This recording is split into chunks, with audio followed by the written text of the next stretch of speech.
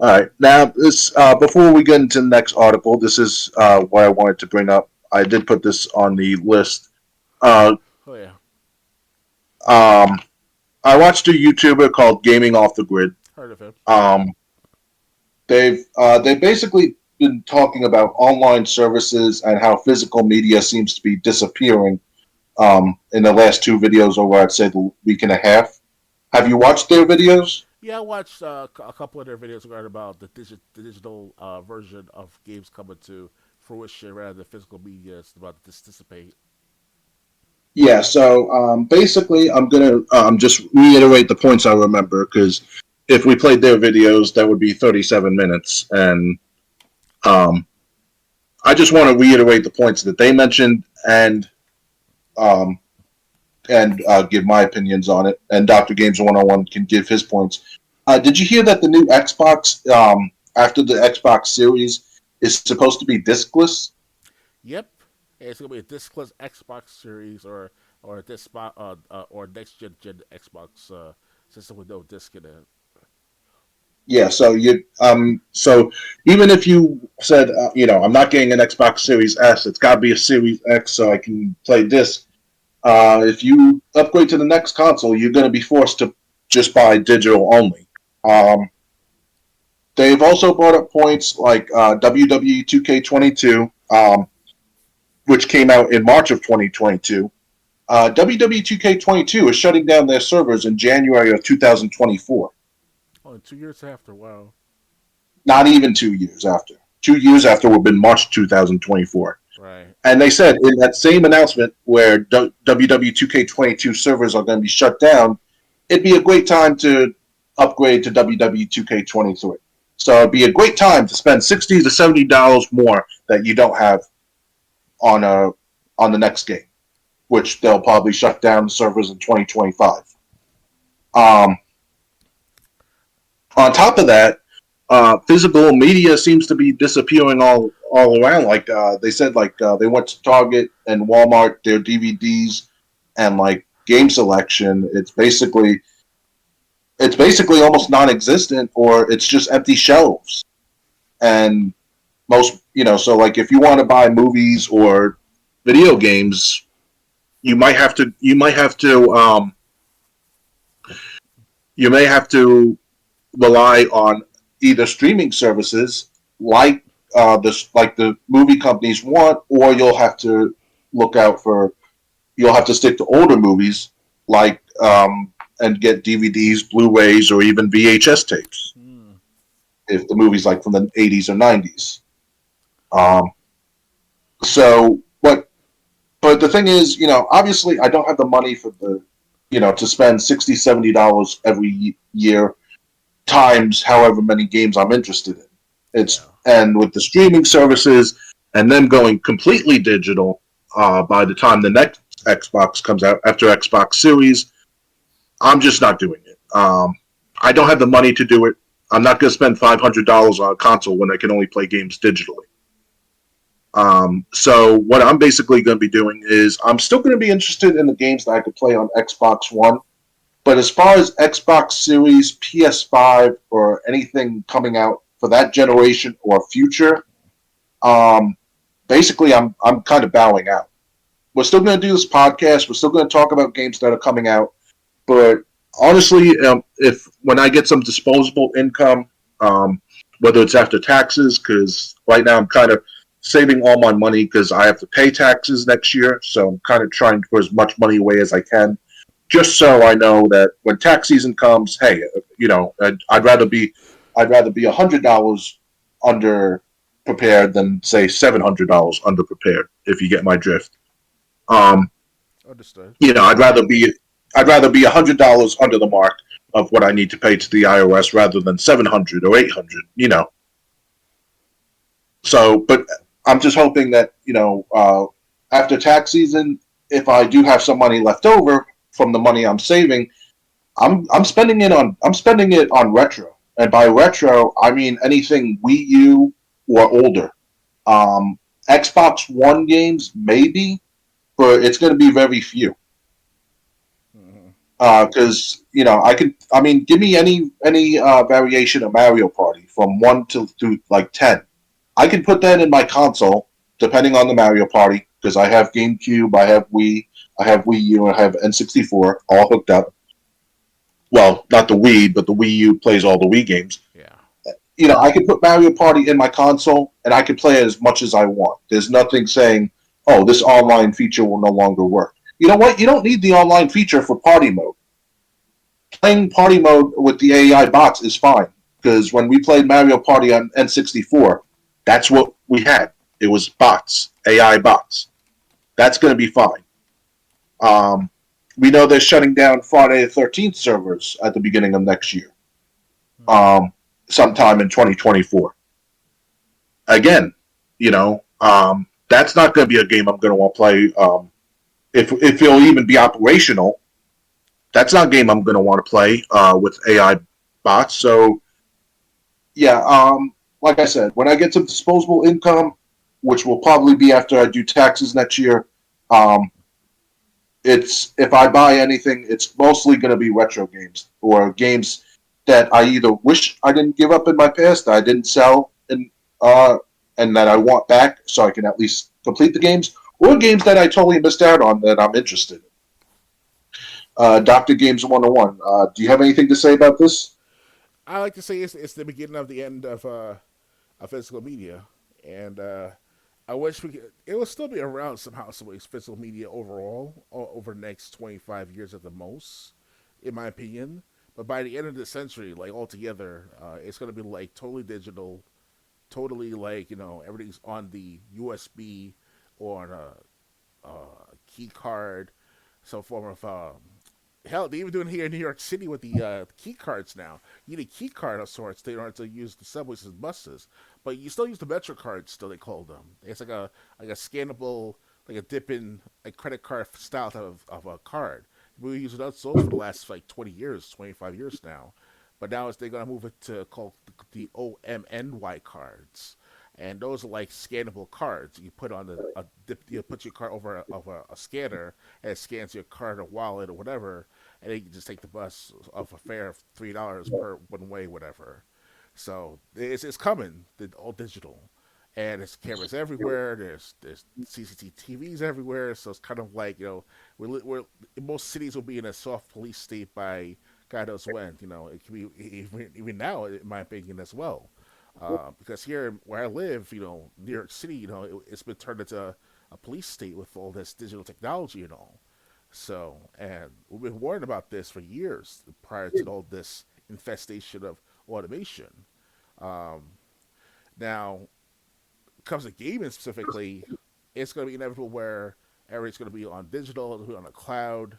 We know about that for years. We have OneDrive, Microsoft's OneDrive.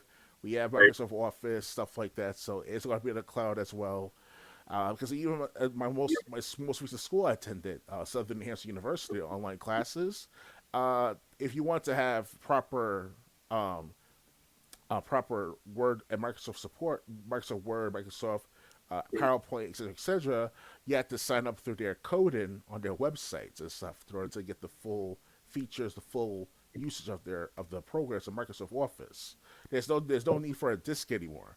You don't have to have a laptop with a disk in it or to install programs anymore. Yeah, my laptop doesn't even have a disk drive, Yeah, the one I have currently, the and I current. got this laptop back in 2020. Oh wow, okay.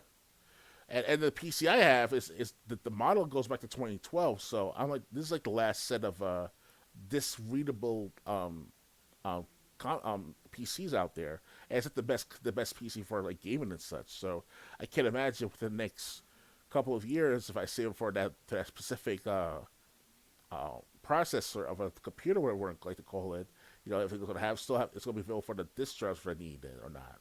So it's a matter of time. It's only a matter of time, and it's something we can't really stop it 100%.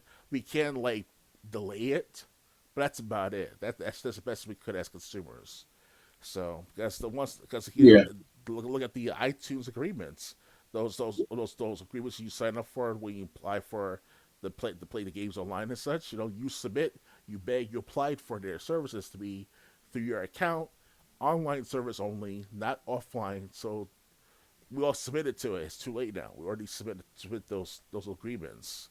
So we have to I submit. don't think I don't think it's too late yet. I think if the new Xbox and PlayStation and if the new discless, no disc models, if they can sustain business, then I think that then I think it'll be too late. But I don't think it's too late just yet. Of course not. A few more decades at the most. And I'm not even saying what physical media. It's not always it might disappear for new stuff, but the older stuff will always be out there. Oh I yeah, mean, definitely. you can go on eBay and get games for insert console here up to still a Xbox One and PS5 and Xbox Series for now. Still, so it's gonna be it's gonna be many, but it's gonna suck because I mean it's gonna be like, hey, you want to play a game? What service are you signed up to? You want to watch a movie? What streaming services do you have? Yeah. It's like, I mean, there was one time I went to a garage sale. I wish I capitalized on this. They had like this large like laundry bag of CDs in their cases, and the woman she's like, "You want all these CDs? Just $10." What? And I, CDs are what? Albums and DVDs of movies and such. yes, CD albums basically, Oh wow. musical CDs. Wow. This was like 2015. This was when I first started my business. Maybe 20 no 2016 because I already had the records at that point. Right. I wish I capitalized on it because the records that I got for free after my grandfather passed away, they didn't start selling right away or really selling consistently. So it's kind of like I was like, why would I invest in CDs? But looking back on it, I wish I had. Yeah, Um, cause I'm willing to buy. but yeah, it was. I'm willing to buy But it was CDs for just albums of music and all, especially when it comes to games and yeah. such. That's what it was. It was musical albums Okay. of different artists. But I didn't even have $10 on me at the time. Although I think my mom would have spotted me 10 because we were driving back from somewhere at that time. But yeah, it was. Yeah, and there was a woman on Facebook. I don't know who she is. I don't know how she ended up on my feed, but she said she was getting rid of all her DVDs. I even messaged her. I'm saying, hey, if you'll pay for shipping, I'll take them. If you don't want them, she never got back to me. Oh man, Um, that sucks.